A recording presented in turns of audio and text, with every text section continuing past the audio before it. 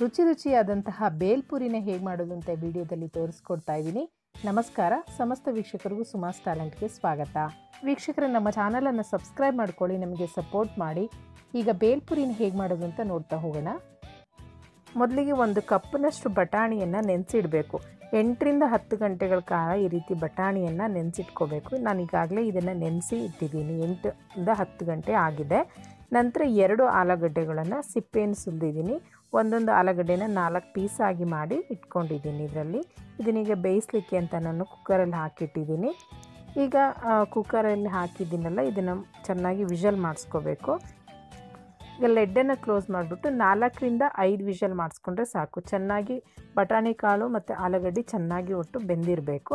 ಈಗ ಒಂದು 5 ವಿಷಲ್ನ ನಾನು ಮಾಡಿಸ್ತಾ ಇದ್ದೀನಿ. ಈಗ ರುಬ್ಲಿಕ್ಕೆ, ಮಸಾಲ ರುಬ್ಲಿಕ್ಕೆ ಬೇಕಾಗುವಂಥ ಇಂಗ್ರೀಡಿಯೆಂಟ್ಸ್ನ ಸ್ವಲ್ಪ ಫ್ರೈ ಮಾಡ್ಕೋಬೇಕು. ಮೊದಲಿಗೆ ಒಂದು ಪ್ಯಾನಲ್ಲಿ ಸ್ವಲ್ಪ ಒಂದು 2-3 ಟೇಬಲ್ ಸ್ಪೂನ್ ಆಗುವಷ್ಟು ಎಣ್ಣೆನ ಹಾಕಿ, ಸ್ವಲ್ಪ ಎಣ್ಣೆ ಬಿಸಿ ಆಗಬೇಕು. ಎಣ್ಣೆ ಬಿಸಿಯಾದ ನಂತರ ಒಂದು ದಪ್ಪ ಈರುಳ್ಳಿ ಎಸ್ಲಾಗಿ ಕಟ್ ಮಾಡಿರೋದನ್ನು ಬಿಸಿ ಎಣ್ಣೆಗೆ ಹಾಕ್ತಾಯಿದ್ದೀನಿ. ಒಂದು 6ರಿಂದ 7 ಬೆಳ್ಳುಳ್ಳಿ ಹೆಸರು ಸಿಪ್ಪೆಯನ್ನು ಸುಲಿದಿದ್ದೀನಿ. ಹಸಿ ಶುಂಠಿ 1 ಇಂಚಿನ ಗಾತ್ರದ ಒಂದು 4-5 ಪೀಸ್ಗಳನ್ನು ಹಾಕ್ತಾಯಿದ್ದೀನಿ. ಲವಂಗ ಒಂದು 4 ಲವಂಗ, 1 ಇಂಚಿನ ಗಾತ್ರದಷ್ಟು ಚಕ್ಕೆ, ಒಂದು 1/4ರಿಂದ ಅರ್ಧ ಟೇಬಲ್ ಸ್ಪೂನ್ ಆಗೋಷ್ಟು ಜೀರಿಗೆ, ಒಂದು 4 ಹಸಿಮೆಣಸಿನ್ಕಾಯಿನ 2 ಭಾಗಗಳನ್ನ ಕಟ್ ಮಾಡಿದ್ದೀನಿ. ಇಡೀದೇ ಹಾಕೋದ್ರಿಂದ ಸಿಡಿಯೋ ಚಾನ್ಸಸ್ ಇರೋದ್ರಿಂದ ಹಸಿಮೆಣಸಿನ್ಕಾಯಿನ 2 ಭಾಗ ಪೀಸ್ ಮಾಡಿದ್ದೀನಿ.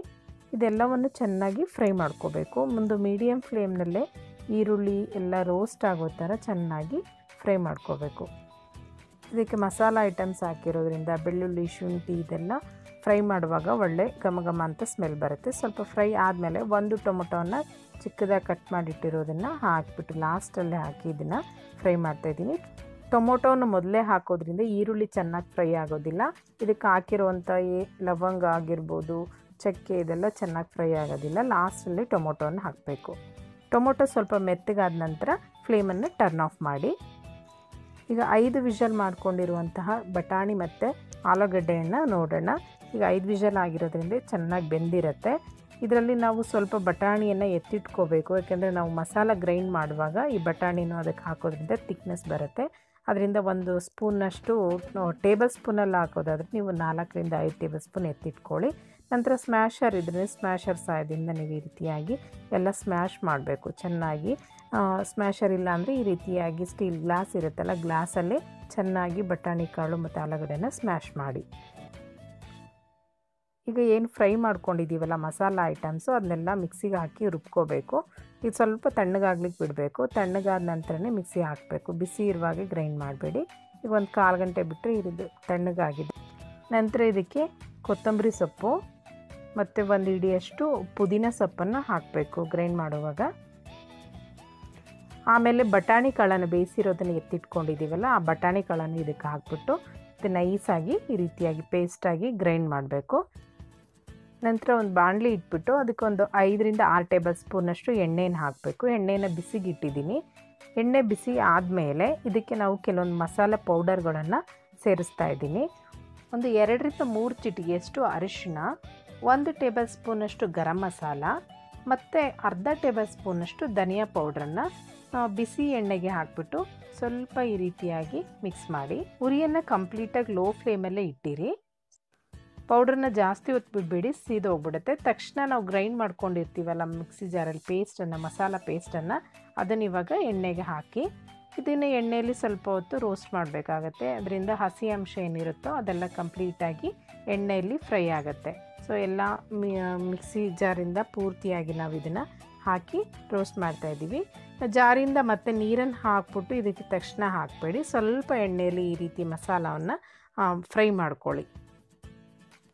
ಸ್ವಲ್ಪ ಹಸಿ ಅಂಶ ಎಲ್ಲ ಫ್ರೈ ಆದ ನಂತರ ನಾವೀಗ ಕುಕ್ಕರಲ್ಲಿ ವಿಷಲ್ ಮಾಡಿಕೊಂಡು ಸ್ಮ್ಯಾಶ್ ಮಾಡಿ ಇಟ್ಕೊಂಡಿದ್ದೀವಲ್ಲ ಬಟಾಣಿ ಕಾಳು ಮತ್ತು ಆಲೂಗಡ್ಡೆಯನ್ನು, ಆ ಒಂದು ಮಿಶ್ರಣವನ್ನು ನಾವು ಇದಕ್ಕೆ ಸೇರಿಸ್ತಾ ಇದ್ದೀವಿ. ಈಗ ನೀವು ಮಿಕ್ಸಿ ಜಾರ್ಗೆ ಸ್ವಲ್ಪ ನೀರನ್ನು ಹಾಕ್ಬಿಟ್ಟು ಅದರಲ್ಲಿರುವಂಥ ಮಿಶ್ರಣವನ್ನು ತೊಳೆದ್ಬಿಟ್ಟು ಇದಕ್ಕೆ ನೀರನ್ನು ಹಾಕ್ಬೋದು.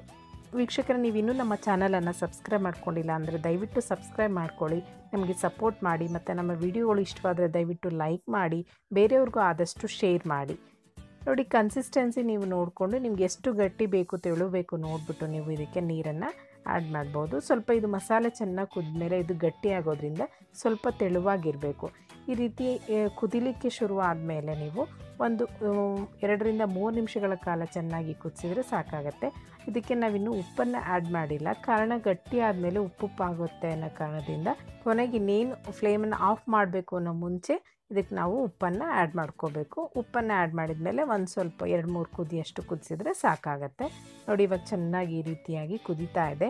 ನಾವು ಈಗ ಕೊನೆಯದಾಗಿ ಇನ್ನೇನು ಟರ್ನ್ ಆಫ್ ಮಾಡಬೇಕು ಅಂದ್ಕೊಂಡಿದ್ದೀವಲ್ಲ, ಈಗ ನಮಗೆ ರುಚಿಗೆ ಅನುಗುಣವಾಗಿ ಉಪ್ಪನ್ನು ಹಾಕ್ತಾ ಇದ್ದೀವಿ. ಇವಾಗ ಕಡಿಮೆ ಇಂಗ್ರೀಡಿಯೆಂಟ್ಸ್ ಬಳಸಿ ಘಮ ಘಮ ಅನ್ನೋ ರುಚಿಯಾದಂತಹ ಮಸಾಲೆಯನ್ನು ಇವಾಗ ನಾವು ರೆಡಿ ಮಾಡಿದ್ದೀವಿ. ಇನ್ನು ನೋಡಿ 1-2 ಕುದಿ ಈ ರೀತಿ ಉಪ್ಪು ಹಾಕಿದ ಮೇಲೆ ಕುದಿಸಿ ಚೆನ್ನಾಗಿ ಈ ರೀತಿ ಮಿಕ್ಸ್ ಮಾಡಿ ನಿಮಗೆ ಗೊತ್ತಾಗುತ್ತೆ ಕನ್ಸಿಸ್ಟೆನ್ಸಿ ತೆಳು ಬೇಕು ಗಟ್ಟಿ ಬೇಕೋ ನಿಮಗೆ ನೋಡ್ಕೊಂಬಿಟ್ಟು ಇದನ್ನು ನೀವು ಮತ್ತೆ ಸ್ವಲ್ಪ ಕುದಿಸಿದ್ರೆ ಗಟ್ಟಿ ಆಗುತ್ತೆ. ಈಗ ನಾವು ಇದು ಫ್ಲೇಮನ್ನು ಟರ್ನ್ ಆಫ್ ಮಾಡೋಣ. ಇದು ಪೂರ್ತಿಯಾಗಿ ತಣ್ಣಗೇನು ಆಗೋದು ಬೇಡ, ಸರ್ವ್ ಮಾಡೋದು ಬಿಸಿ ಬಿಸಿ ಇರುವಾಗಲೇ ಸರ್ವ್ ಮಾಡಬೇಕು. ಪ್ರತಿ ಸರಿ ಸರ್ವ್ ಮಾಡುವಾಗಲೂ ಮತ್ತೆ ನೀವು ಬಿಸಿ ಮಾಡಿಬಿಟ್ಟೆ ಸರ್ವ್ ಮಾಡಿದರೆ ತುಂಬ ಟೇಸ್ಟಾಗಿರುತ್ತೆ. ಈಗ ಬೇಲ್ಪುರಿ ಮಾಡಲಿಕ್ಕೆ ಪುರಿಯನ್ನು ತೊಗೊಂಡಿದ್ದೀನಿ. ಮಂಡಕ್ಕಿನಾದರೂ ತೊಗೋಬೋದು, ಪುರಿನಾದರೂ ತೊಗೋಬೋದು. ನಿಮಗೆ ಎಷ್ಟು ಬೇಕು ಅಂತ ನೋಡಿಕೊಂಡು ಅಷ್ಟು ತೊಗೊಳ್ಳಿ ಮೆಜರ್ಮೆಂಟು. ನಂತರ ಚಿಕ್ಕದಾಗಿ ಹೆಚ್ಚಿಟ್ಕೊಂಡಿರುವಂಥ ಈರುಳ್ಳಿ, ಟೊಮೊಟೊ, ಕೊತ್ತಂಬರಿ ಸೊಪ್ಪು ಮತ್ತು ಸಣ್ಣ ಖಾರ ಬೇಕು. ಪಾನಿನ ಮಾಡಿಟ್ಕೋಬೇಕು. ಮಸಾಲೆಯನ್ನು ಈಗ ತಾನೇ ಮಾಡಿ ಬಿಸಿಯಾಗಿ ಇಟ್ಕೊಂಡಿದ್ದೀವಿ. ಪಾನಿ ಮತ್ತು ಸೇವನೆ ಹೇಗೆ ಮಾಡೋದು ಅಂತ ವಿಡಿಯೋ ಅಪ್ಲೋಡ್ ಮಾಡಿದ್ದೀನಿ, ನೀವು ಕೂಡ ನೋಡ್ಬೋದು. ಈಗ ಪುರಿಯನ್ನು ಒಂದು ದೊಡ್ಡ ಪಾತ್ರೆಗೆ ಹಾಕ್ತಾ ಇದ್ದೀನಿ. ಈ ರೀತಿ ದೊಡ್ಡ ಪಾತ್ರೆ ಆದರೆ ಪುರಿ ಆಚೆ ಈಚೆ ಹೋಗೋದಿಲ್ಲ ಕಲಿಸುವಾಗ. ನಂತರ ಇದಕ್ಕೆ ಬಿಸಿಯಾಗಿ ಮಾಡಿಟ್ಕೊಂಡಿರುವಂತಹ ಮಸಾಲೆ ವಿತ್ ಬಟಾಣಿಯನ್ನು ಹಾಕ್ತಾ ಇದ್ದೀನಿ. ಜೊತೆಗೆ ಇದನ್ನು ಚೆನ್ನಾಗಿ ಕಲಿಸ್ಬೇಕು. ಜಾಸ್ತಿ ಮಸಾಲೆಯನ್ನು ಹಾಕಬಾರ್ದು, ಯಾಕೆಂದರೆ ಪುರಿ ಬೇಗ ಮೆತ್ತಗಾಗುತ್ತೆ. ಲಾಸ್ಟಿಗೆ ಪ್ಲೇಟಿಗೆ ಹಾಕಿದ ಮೇಲೆ ಇದಕ್ಕೆ ಮತ್ತೆ ಮಸಾಲೆನ ಹಾಕಬೇಕು. ನಂತರ ಈ ರೀತಿ ಪಾನಿಪುರಿ ಮಸಾಲೆ ಪುರಿ ಮಾಡಲಿಕ್ಕೆ ಬಳಸುವಂತಹ ಪೂರಿಯನ್ನು 1-2 ಪೂರಿಯನ್ನು ಇದಕ್ಕೆ ಮುರಿದ್ಬಿಟ್ಟು ಹಾಕಿದ್ರೆ ತುಂಬ ಟೇಸ್ಟಿಯಾಗಿರುತ್ತೆ. ಬೇಕು ಅಂತ ಅನಿಸಿದ್ರೆ ಇನ್ನೊಂದು ಸ್ವಲ್ಪ ನೀವು ಮಸಾಲೆ ಹಾಕ್ಬೋದು. ಟೇಸ್ಟ್ ಬೇಕು ಅಂದರೆ ಪಾನಿನೂ ಸ್ವಲ್ಪ ನೀವು ಹಾಕ್ಬಿಟ್ಟು ಕಲಿಸಿದ್ರೆ ಇನ್ನೂ ಟೇಸ್ಟಾಗಿರುತ್ತೆ. ನಂತರ ಒಂದು ಸರ್ವಿಂಗ್ ಪ್ಲೇಟಿಗೆ ಇದನ್ನು ನಾವು ಹಾಕ್ತಾಯಿದ್ದೀವಿ. ನಂತರ ಮೇಲೆ ಇದು ನಾವು ಮಾಡಿಟ್ಕೊಂಡಿರುವಂಥ ಮಸಾಲೆಯನ್ನು ಹಾಕಬೇಕು. ಚಿಕ್ಕದಾಗಿ ಹೆಚ್ಚಿರುವಂಥ ಈರುಳ್ಳಿ ಮತ್ತು ಚಿಕ್ಕದಾಗಿ ಹೆಚ್ಚಿಟ್ಟುಕೊಂಡಿರುವಂಥ ಟೊಮೊಟೊ ಹಣ್ಣು ಮತ್ತು ಕೊತ್ತಂಬರಿ ಸೊಪ್ಪು. ನಂತರ ಕೊನೆಯದಾಗಿ ಇದಕ್ಕೆ ನಾವು ನಿಮಗೆ ಎಷ್ಟು ಬೇಕೋ ಅಷ್ಟು ಹೇರಳವಾಗಿ ಶೇವನ್ನು ಹಾಕಬೇಕು. ತುಂಬಾ ಟೇಸ್ಟಾಗಿರುವಂತಹ ಇವಾಗ ಬೇಲ್ಪುರಿ ರೆಡಿಯಾಗಿದೆ. ವೀಕ್ಷಕರೇ, ನೀವು ಇದನ್ನು ಒಮ್ಮೆ ಮನೇಲಿ ಟ್ರೈ ಮಾಡಿ ನೋಡಿ, ಹೇಗೆ ಬಂದಿದೆ ಅಂತ ನಮಗೆ ಕಮೆಂಟ್ ಮೂಲಕ ತಿಳಿಸಿ. ಈ ವಿಡಿಯೋ ನಿಮ್ಗೆ ಇಷ್ಟವಾದರೆ ದಯವಿಟ್ಟು ಲೈಕ್ ಮಾಡಿ, ಬೇರೆಯವ್ರಿಗೆ ಇದನ್ನು ಶೇರ್ ಮಾಡಿ, ನಮ್ಮ ಚಾನಲನ್ನು ಸಬ್ಸ್ಕ್ರೈಬ್ ಮಾಡ್ಕೊಳ್ಳಿ. ಪಕ್ಕದಲ್ಲಿರೋ ಬೆಲ್ ಬಟನ್ ಒತ್ತೋದ್ರಿಂದ ಯಾವುದೇ ಹೊಸ ವೀಡಿಯೋಗಳನ್ನು ಅಪ್ಲೋಡ್ ಮಾಡಿದಾಗ ನಿಮಗೆ ನೋಟಿಫಿಕೇಷನ್ ಬರುತ್ತೆ. ವಿಡಿಯೋನ ನೋಡಿದ್ದಕ್ಕೆ ಧನ್ಯವಾದಗಳು. ಮತ್ತೆ ಮುಂದಿನ ವೀಡಿಯೋದೊಂದಿಗೆ ಭೇಟಿಯಾಗೋಣ. ನಮಸ್ಕಾರ.